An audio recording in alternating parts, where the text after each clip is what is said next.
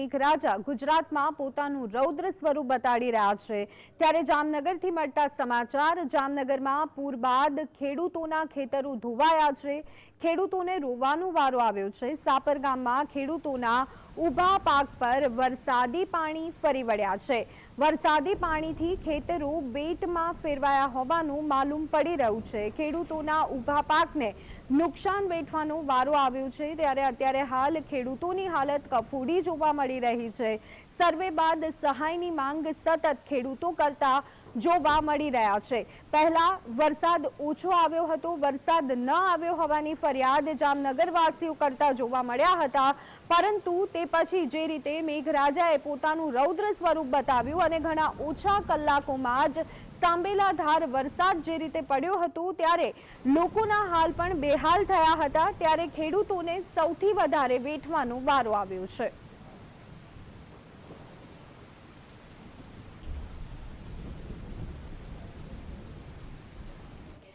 તો જામનગરની સ્થિતિને લઈ અને અત્યારે હાલ પરિસ્થિતિ શું છે તે જાણવાનો પ્રયત્ન કરીએ। અમારા સંવાદદાતા અર્જુન અમારી સાથે જોડાઈ ગયા છે। અર્જુન, જામનગરમાં સ્થિતિ વિકટ જોવા હજુ પણ મળી રહી છે। સૌથી વધારે જો નુકસાન કોઈને થયું હોય તો એ ખેડૂતોને થયું હોય તેવું જાણવા મળી રહ્યું છે। શું વિગતો?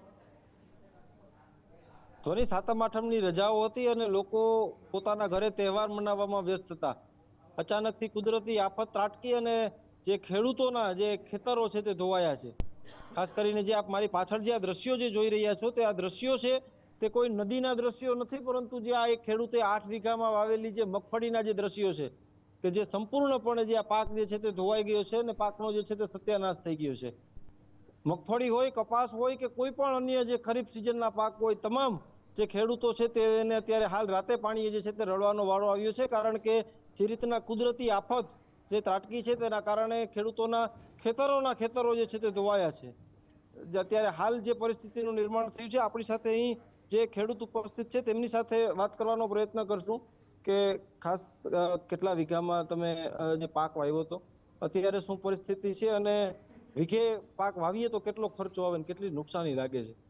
અત્યારે જે આ પરિસ્થિતિ એવી ગંભીર ઊભી થઈ છે કે પાકનું આખું નિષ્ફળ, પાક જ આખું ફેલ થયું છે। અત્યારે તમે જોઈ શકો છો આ ખેતરની અંદર કેટલું પાણી ભર્યું છે।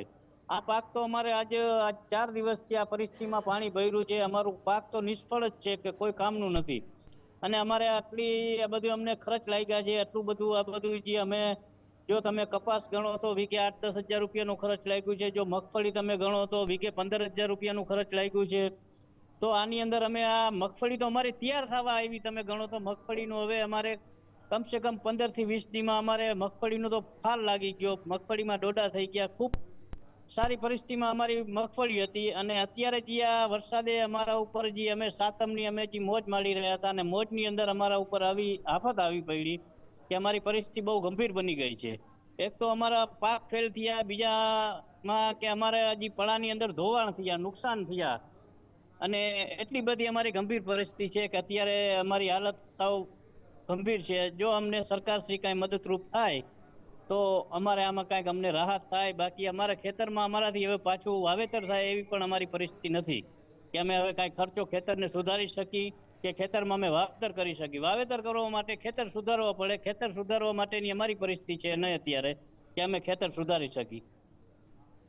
તો બિલકુલથી જે રીતે ખેડૂતોની ધ્વનિ આપવીતી આપણે સાંભળી અને જે અત્યારે ખેતરના દ્રશ્યો કે જે આ મગફળી જે હવે છેલ્લા 15 થી 20 દિવસમાં જે તૈયાર થવાની જે અણીએ જે છે તે મગફળી પહોંચી હતી અને અત્યારે હાલ જે ખેડૂતોનો સંપૂર્ણ પાક જે અત્યારે નિષ્ફળ થયો છે અને જે રીતના દ્રશ્યો જોવાય છે કે જે ખેતરો છે તે બેટમાં ફેરવાયા છે। અત્યારે જે અહીં ગોઠણ સુધી જે પહેલા પાણી હતા ને અત્યારે હાલ જે ગોઠણ સુધી જે અત્યારે જે ગારો જે છે તે અત્યારે અહીંયા પર જોવા મળી રહ્યો છે। ધ્વનિ જી બિલકુલ અર્જુન, કોઈ સર્વેની કામગીરી હાથ ધરવામાં આવી છે કે કેમ? કારણ કે મુખ્યમંત્રી પોતે હવાઈ નિરીક્ષણ તો કર્યું છે, પરંતુ હવે જ્યારે ખેડૂતો મદદની માંગ કરી રહ્યા છે ત્યારે આપ જે વિસ્તારમાં ઊભા છો ત્યાં કોઈ સર્વેની કામગીરી થઈ છે કે કેમ? ના, હજુ સુધી તો કોઈ સર્વેની કામગીરી જે છે તે અહીંયા પર શરૂ થઈ નથી। ગઈકાલે મુખ્યમંત્રીએ હવાઈ નિરીક્ષણ પણ કર્યું છે, સાથે કૃષિ મંત્રી રાઘવજી પટેલ તેઓ પણ જે છે તે ઉપસ્થિત હતા, પરંતુ હવે હજુ સરકાર દ્વારા જે કોઈ હજી સહાયની જાહેરાત કરવામાં નથી આવી, તેના કારણે હજુ સુધી કોઈ સર્વેની કામગીરી જે છે તે હાથ ધરવામાં નથી આવી.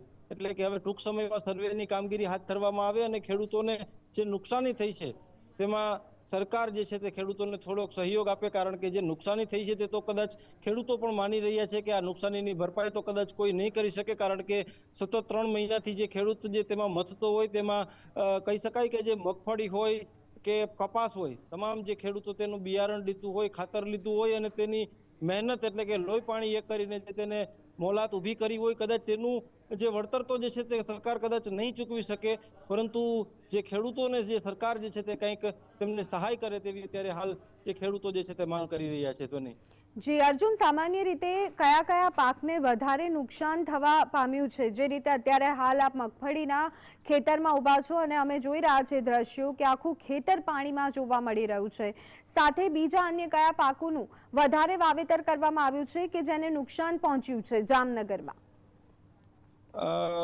ખાસ કરીને જામનગર જિલ્લામાં જે મુખ્યત્વે ખરીફ સિઝનમાં જે છે તે મગફળી અને કપાસનું જે છે તે વાવેતર મોટા પ્રમાણમાં કરવામાં આવતું હોય છે, ત્યારે મગફળી અને કપાસને પણ એટલું જ નુકસાન થયું છે, સાથે સાથે એરંડાનું પણ જે છે તે ઉત્પાદન કરવામાં આવતું હોય છે. તો એરંડાના પાકમાં પણ જે ત્યારે નુકસાની જે છે તે જોવા મળી રહી છે. એટલે કે જે ખરીફ સિઝનના જે મુખ્ય 2-3 જે પાકો છે તે સૌરાષ્ટ્રના જે હાલાર પંથકમાં જે છે તે ખેડૂતો જે છે તે વધારે તેનું ઉત્પાદન કરતા હોય છે, ત્યારે તે કપાસ હોય, મગફળી હોય કે એરંડા હોય, તમામ પાકોમાં અત્યારે હાલ જે છે તે મોટા પાયે જે ત્યારે નુકસાની જે છે તે જોવા મળી રહી છે. તો નહીં જી આભાર અર્જુન, અમારી સાથે જોડાવા બદલ અને સમગ્ર માહિતી આપવા બદલ. તો આ વખતે ખેડૂતોની મહેનત તો પાણીમાં ગઈ.